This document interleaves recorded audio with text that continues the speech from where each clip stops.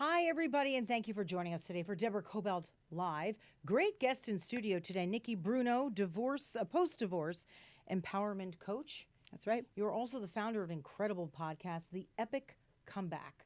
I've taken a listen. It's fantastic, and you've been through it all, haven't you? I've been through it all. Thank you so much for having me on, Deborah. This is a lot of Such fun. an honor to meet you. This is a lot of fun. We had a little bit of technical stuff going on right beforehand, so we're both like ready to go. We're totally ready. Wow.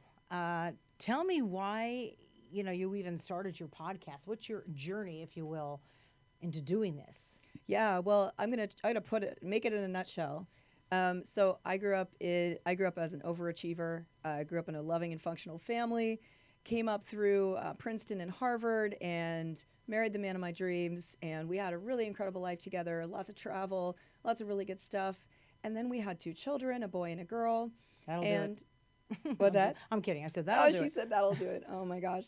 Yeah. And then around year 7 to 9 of our marriage, things became toxic for me. I became miserable in my marriage, and I decided well, it wasn't even a decision. I felt that the marriage was over. And why? Like what is it that happened in your life that you decided, or your lives together, that you decided that the marriage was over? It was the degree of conflict. The degree of conflict went up, and there were some things that were going on in our house that I don't go into detail a lot about it, but there were some things that were going on in our house that were not cool to me. And I use a lot of I statements here. It wasn't healthy for me. It wasn't, it was toxic for me.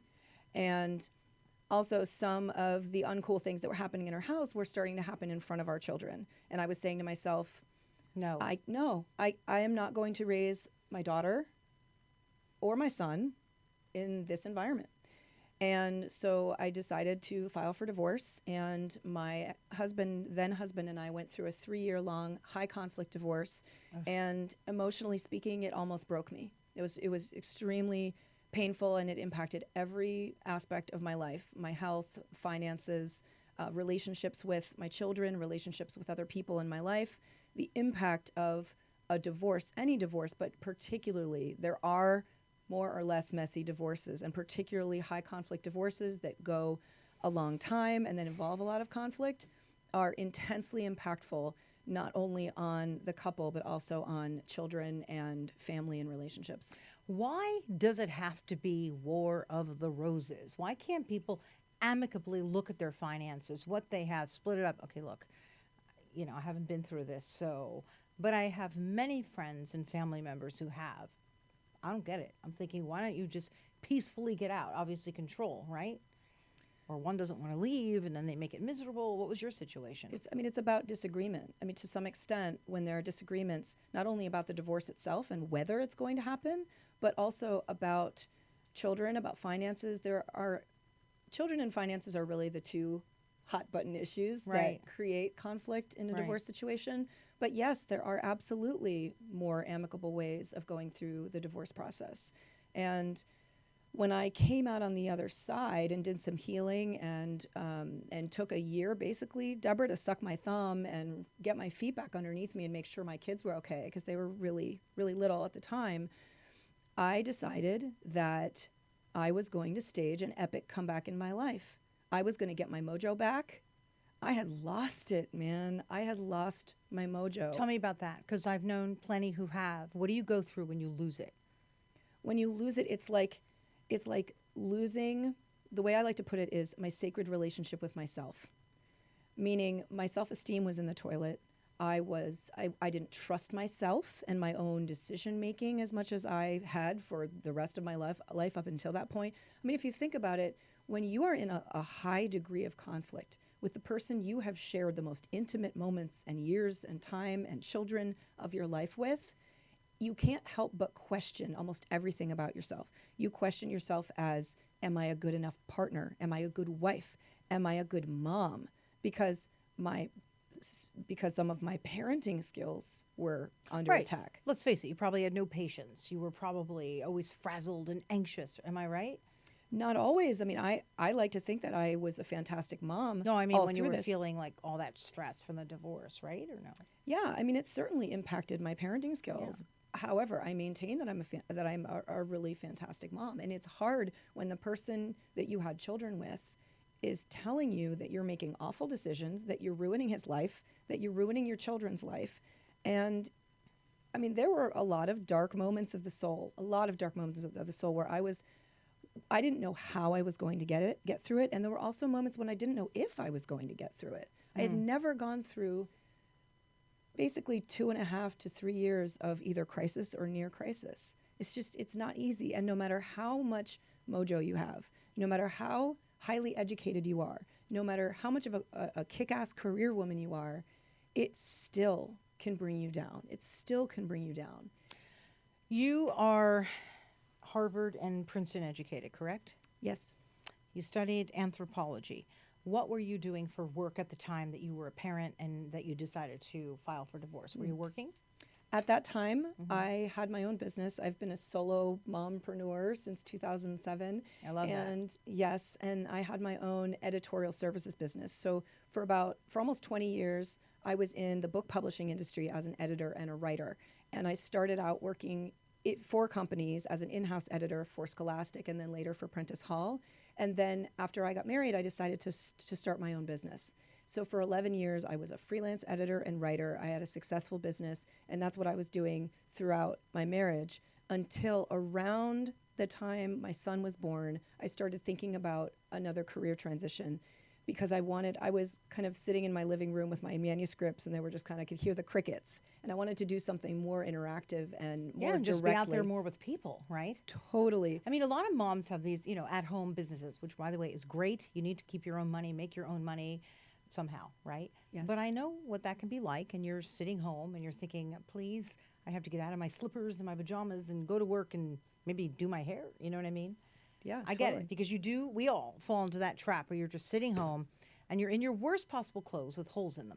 Because I personally have also been there, right? In fact, Yes. they're my comfort clothes. I kept them. But Totally. I get it, right? So, Yeah. okay, so you tried to get out and get moving, right? Right, exactly. So this was around 2015, and I discovered through kind of a fluke, I discovered the field of coaching. I had heard of life coaching and I had heard of executive coaching, but I didn't really know what the deal was. Like, do I have to go to school for this? Do I have to start my own business again? So I did some research into coaching, and I realized that it was my calling. So what kind of coaching at the time? So at the time, I decided, first of all, to go to coaching school and become trained and educated as a professional coach. And my intention was to be an executive and leadership coach. So that was what I was assuming through coaching school. But as I was going through coaching school and then coming out of it, and actually I ended up launching my coaching business as a leadership coach, that was around the time that my marriage fell apart. Oh. And so I had to, because I was in crisis, I had to table that business. And when I got to the other side of the crisis of my separation and divorce, that was when I decided number one, I'm going to stage an epic comeback in my life and I'm going to kick ass again. Number two, I'm going to change paths with coaching, and I'm going to be a life coach, a women's empowerment coach, and I am going to help women who've gone through the type of process that I just went through, because it is a very specific version of hell. And so I decided at that moment that I was going to dedicate my education, my skills, my professional experience, Wow. and my passion and everything that I have in me to help women. And I just recently started working with men as well, because men are just as highly impacted. You're getting screwed too. Yeah. Yeah, I mean, men aren't as financially impacted by divorce, and there are plenty of statistics on that. And I actually just recently learned a statistic that 60% of the Americans who are living under the poverty line are divorced women and their children. Yeah. Well, I think what you're doing is pretty incredible. I mean, so, all right. So let's talk a little bit about, you have an 8-step process, right? You also have sort of a 3-step thing, but let's talk about the 8-step process. What turning point, just recognizing where you are, right? Yes. So the 8-step process is what I call the epic comeback journey. And I came up with this as a result She made this for me. I love this. That's right. So I came up with this as a result of geeking out completely for 6 months on comebacks. I am a comeback expert. I have studied athletic comebacks, professional comebacks, personal and spiritual comebacks. And what I did as I was studying these comebacks is I asked 2 questions. One, what steps do people take to get from a very low to a very high, either in their career or their life. One little trick that you can give people, like if there's one thing, I don't know. Yes. What? I have the one thing, and then One. I have the 3 things. So Okay. the 8 steps is what I do with my clients. But the one thing is Yeah, the absolute key to staging an epic comeback please. is to find what brings you joy and do that. You know what I often find? It usually is something that you did as a kid Yes. and you let it go. It could be bike riding, right? It could Yes. be whatever. But I find, what did you love as a little kid that gave you joy? Yeah. 100%, Deborah. Yeah. Absolutely. And Because along the way, we lose that little person, you know? And if we find her or him again, I think that does bring some joy. I've needed a comeback, but for a different reason, through grief in my life that became unbearable. And I like athletics, so I actually literally ran myself to the ground to the point where I wrecked my knees. I did so much just to, heal myself. So for me, it was athletics. I would not advise doing as much as I did because, like I said, on the back end, I ended up hurting myself physically. But you get the point, right? Yeah. I found something. yes. Right? And I'm so psyched that you just talked about athletics Yeah. because I have 3 shortcuts to staging an epic comeback Please listen. This is important. Yeah. after a traumatic experience. There are 3. Number 1 is robust, kick-ass exercise. Not as much as I did, but yes, robust exercise. I love it. I Yes. just started marathoning. So Awesome. I went from 0 to 27 miles. So it's like, Wow.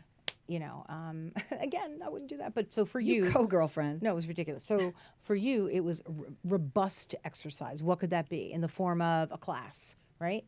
It could be anything. It could be anything that you consider robust. And the 2 best things about exercise, number 1, scientists know now that we store trauma, and divorce is a traumatic event, almost inevitably. We store trauma in our bodies And in our gut.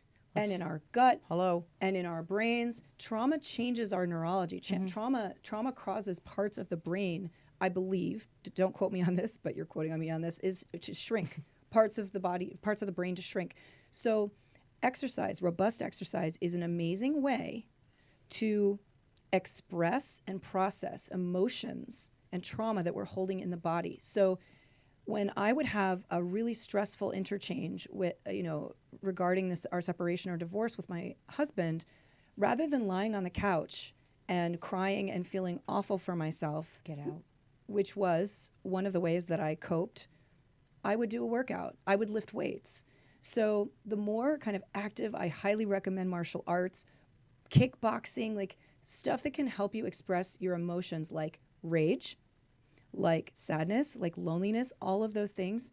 And the other reason for fitness, and again, this is so scientifically proven, is that robust exercise has been shown by places like Harvard to be as effective a treatment for depression and anxiety as antidepressant medications or talk therapy alone. I am a big believer in it. I'm not a doctor, and I haven't even done research. I've only done my own. And I'm a way bigger believer in that than in taking a pill, because I'm not really necessarily sure what that really does to our brains in the long run. Again, I offer no medical advice. I just know through myself, because sometimes I know I have friends who've taken stuff or are taking, and it makes them kind of tired. Yeah. And then if you're tired, you're not going to get off the couch and go work out and feel better. So you can do it yourself, right? Probably good eating too, if you sort of put that in with the whole fitness regime. Right? Completely. Get off the lousy food. Just get something that's, good for your brain, right? Completely. And that was the first step that I took when I said, I'm staging an epic comeback. I looked at myself in the mirror and I said, Bruno, this isn't funny anymore. I had gained 30 pounds and I hadn't worked out in 3 years. And that wasn't normal for me. No. And I gave myself compassion for that, which actually leads me into number 2. I didn't even plan that segue, but it leads me into number 2, the number 2 shortcut to staging an epic comeback after trauma. Actually, just a little disclaimer, there are people who've seen this, who have seen this phrase shortcut to recovering from or staging a comeback after trauma. I do want to make a disclaimer, which is to say it takes time. It does take time to recover and heal from trauma. And the thing that I say is, well, yeah, it could take you 10 years or never, or maybe it could take you 3 years. And there are some shortcuts. What are they? Yeah, so the first one was fitness. The second one is building or rebuilding your sacred relationship with yourself. How? Because we all hear that and it's like, what does that mean? Have I ever been in a relationship with myself? You know, as women, very often we're giving to the kids or the husband or the job or the boss. And it's like, wait, who am I again? Yes, So completely. how do you do it? How do you and do girls are women. Girls and women learn that. We learn that we're supposed to be there for and care for everyone else. it? Yeah. But whether you like it or not, whether we like it or not, the most important relationship that we will ever have in our life is our relationship with ourselves. You are the person that you're going to be spending your entire life with. And if we don't cultivate that, we are going to be depleted. We're still going to be able to be there to some extent for other people in our life, but we're going to be depleted. And we're also going to be setting a poor example, not only for our partners and even our friends, but also for our children, because we're setting an example and we're perpetuating, especially for our daughters, we're perpetuating that vision, that stereotype of woman as giver and caretaker of everyone else. So in order to stage an epic, and I'm talking about epic comeback, not just I'll survive, not just I'll move on, but an epic comeback. Yeah. So Oh, what do okay. you do? Like, how do you find that person? Yeah. So one of the ways that I recommend, and this isn't, I hope, going to be a surprise, is being in therapy, because therapists are experts at helping us learn about ourselves, understand ourselves, and love ourselves. So that's one way. I'm a big poster girl for therapy, and I'm a professional coach. I'm not a mental health professional, but I have been the beneficiary of working with some incredible therapists to help me heal from and recover from my trauma. And most coaches, unless they have a license and are mental health professionals, are not qualified to help people heal from, recover from trauma. What's the number one and even number two lesson you learned from therapy to find yourself, to get to know yourself, and to like yourself? What did you do where you got there? What I did, and this goes back to joy, what I did was I went back to that little girl and I went back to the kick-ass woman that I've become, and I connected to my superpowers. I reconnected to my superpowers. And the other thing that I learned very much in therapy, and this is a huge part of creating a sacred relationship with yourself, my tagline is self-compassion is the highest form of self-care. You can go get massages, you can go get your nails done, you can go do all those sort of more Band-Aid versions of self-care, which I don't condescend to. I totally buy into that. I love a good facial. But the highest form... Great skin. Oh, thank you. Yeah, the highest form. The highest form of self-care is self-compassion. And what does that mean? It means give yourself a freaking break. When you are a person who has gone through, I don't care if it's divorce, cancer, another life-shattering experience, a loss that you're grieving, and divorce, by the way, is a loss There's no doubt of about many things. that Serious you're grieving. grief, because this is a lifetime that has been shattered, and yeah. A narrative, a life narrative that's been shattered. Yeah. Give yourself a break. And what that means is if you have to clear your schedule for a few days, for a few months, give yourself that compassion, give yourself that break. If you find yourself being more snappy or snippy maybe with your loved ones, no, it's not something you're going to be proud of, but give yourself a break. Or tell them, say, look, I'm sorry. I don't mean to Yes. be like this, but this is what I'm going through and I'm getting help, right? Yes. So what I suggest to people is I suggest that they step outside of themselves for a minute. And you can do this without a therapist. You can do this without a coach, although coaches and therapists help, are trained to help. Step outside of yourself and ask yourself, how would I treat someone? Let's say my best friend were going through a divorce or life-altering Lyme disease or just something that's shattering. How would I recommend that they take care of themselves? And then take your answer and apply it to yourself. Be kind to yourself, and that can help you. That gives you permission to know that when you're moving ahead in your life, you're making a choice. When you decide to kick butt again, you're making a choice. It's up to you. You know what? And then, because you just brought that up, and it leads me to number 3, which is get your VIP crew. Get your friends, your crew, your family, right? Because a lot of times people are ashamed to go out and say, I'm struggling, I'm having a hard time, or their friends don't want to hear it, right? Yes. I mean, what's your crew? Basically, anyone who, what? Your crew are the people that you surround yourself with, the people that you're hanging out with, the people that you call when, like your own personal version of 911. But don't you sometimes feel it when you're going through something pretty awful?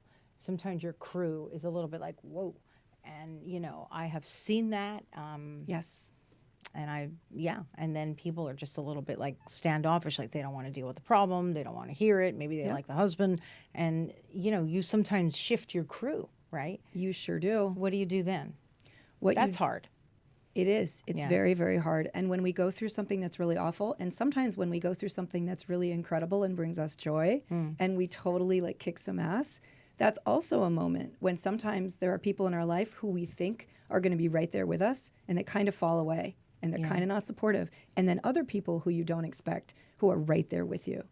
And so that definitely happened in my case. There were some people who I thought were going to be right there with me and get it and really support me in a huge way who didn't. And then there were some other people who I had no idea were going to step up the way they did. So what I recommend that that people do coming out of divorce or during the divorce as well, it's so simple, easy. Number one, create a vision of what you want to feel like when you're with your people.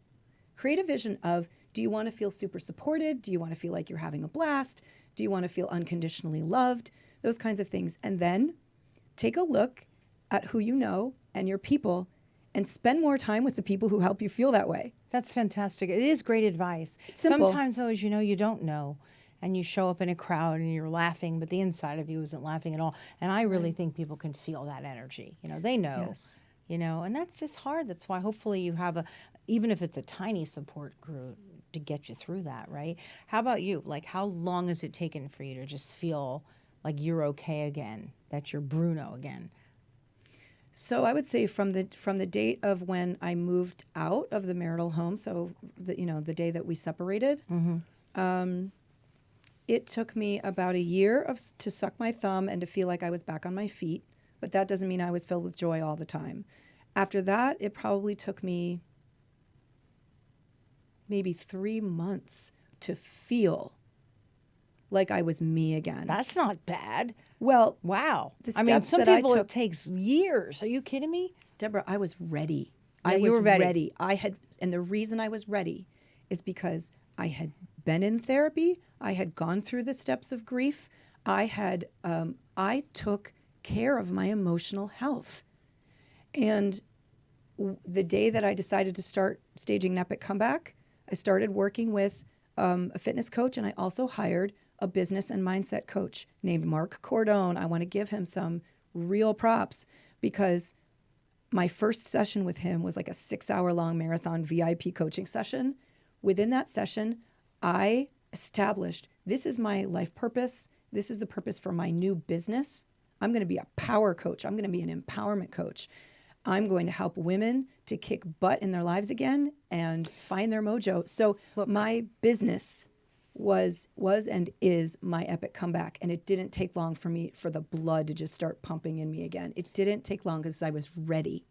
Those of us who've been through something horrible, and basically a lot of people have been through something really that has shattered them, it's the best way that you can go out and help the next gal or guy, don't you think? You kind of have to go through something to help the next person because you speak through personal experience, which is why what you do for people, your podcast, your coaching is so on because you felt it, you understand, which is pretty amazing. So now how is life? Life is awesome. I recently moved to LA, which was completely unexpected from Boston. I'm having a blast. I feel joy every day. How long have you been here? I've been here for 6 months. You've And I'm been hanging out with Deborah Kobylt. Yeah, let me just thank you. Let me just say something. This is a girl who was on the red carpet, okay, doing interviews at the Oscars. So do you know how many people it takes them years when they come here to end up at the Oscars doing anything other than just waving and looking at people? And you were there interviewing what you interviewed, Richard Dreyfuss. Who did you interview? Yeah, Richard Girl. Dreyfuss, Isaac Singleton. I talked to Chris Browning. I talked to, so many other really incredible people. The guy who created Chicken Soup for the Soul. Well, I've had him on. He's amazing. He's amazing. And just, I didn't get to interview Demi Moore. I got to take a picture. That was pretty much it. She wasn't giving Hey, interviews, but That's incredible. And all Yeah. because you believed in yourself, that you could do it. You found people to work with, right? Let's go to number 3, your VIP crew, Yeah. which you have. You're surrounding yourself with your crew. They got you to the right space because you were ready to take it in, right? yes, and the luckiest and most rewarding part of my epic comeback is that every day I work with my clients and I am their champion. And every single day I pinch myself that I get to do this work, because with my clients, I am helping my clients do things like start new businesses, rebuild sacred relationships with themselves, and find joy again after sometimes decades of really not feeling joy. And it is the most rewarding work that I could ever imagine for myself, to be helping women, primarily women, to rediscover, or maybe discover for the first time, how incredible they are. It is humbling. I could use you too. I think we all can, right? I'm in. I think that's pretty amazing. People don't know how incredible coaches are. They just don't know how incredible working with a fantastic coach is. It is an investment in yourself that gets you to a new level in your life. This Quickly. is wonderful. How can people find you? First of all, your podcast. What's your podcast on? How can they hear you? My podcast is on iTunes and Podbean, and it's also on Facebook. The video version is on Facebook. It's called The Epic Comeback Podcast. And the best way to find me and to learn about my coaching and to get some free videos about how to reclaim your life after a high conflict divorce, best way to find me is on my website, which is theepiccomeback.com. That's a great name. I'm excited you even got that name, right? That it wasn't taken. It wasn't taken. The Epic Comeback. Wonderful. And you must do lots of Skype sessions too with people, right? Yes. So my business is global. I have a client in Hong Kong. So I work with my clients over video conference and over phone. Although my clients, my kind of VIP clients who work with me for an entire year, I go to where they live and we have a day together, a day of in-person coaching, getting to know each other at the beginning of the year and then toward the end of the year. Pretty amazing. I mean, look how well you've coached yourself. You ended up moving here, which I imagine was just sort of a dream of yours, right? It wasn't at all a dream of mine. I never thought that I would be living in LA. I moved to LA because my former husband, he's getting remarried, and his soon-to-be wife got an incredible job here in Los Angeles, and I decided that the kids and I would move here too, so that the kids could continue to have just as much access to their dad and me as they normally do. And it has turned out to be such a blessing. Wow. That's pretty amazing. So I guess you guys are on okay terms now, I would imagine. Yes, things have improved a lot, and our children are doing really well. They've adjusted to their schools. Wow. Yeah, it's good. Life Incredible. is good. Way to take your own advice, girl. Thank you very, very much. Nikki Bruno, thanks so much for coming on with us. Anything else you'd like to tell our folks out there? I want to say thank you, and I also want to say that an epic comeback is accessible to anyone. No matter what you're going through, you don't have to just be going through a divorce. Let's be clear about that. You talk to people who need to come back in all areas, right? You can do it. You can get off the couch. That's right. Anyone can. Yeah. Anyone can. And everything that you need in order to do it is inside you. And anyone who you invest in working with, therapist, coach, healer, etc., they are catalysts. They are people who will help guide you toward the you that you already are. I just want to mention, you gave me here one free session. I did. I'm going to give this away to someone. So if you guys can DM me, I would love to give you a free session to talk with Nikki. Also, listen to her program on Apple Podcasts, watch it on Facebook. But seriously, DM me, and I will make sure that she gets in touch with you. Is that good? I can't wait. Yeah, that's really exciting. I'm really glad that you did this. Thank you for doing that. And thanks for coming in. And we had a couple of technical troubles. So thank you, Kurt, for fixing that. And thanks for being patient with us. It's my honor to be here. Yeah, thank you. And mine as well. So thank you. We're girls who've gone through a lot, and we've lived to tell, right? Right. Yeah, thank you. And everybody, thank you for being here on Deborah Kobylt Live. Here's how you can find us. Also, Apple Podcasts, Spreaker, Spotify, YouTube. We play all of our videos. Facebook Live, of course, we're on there. And honest to God, anywhere that you get your podcast, just put on our name and you'll find us. Also, iHeart. So thank you very, very much for being here for Deborah Kobylt Live and Nikki Bruno. And we'll see you next time. Bye.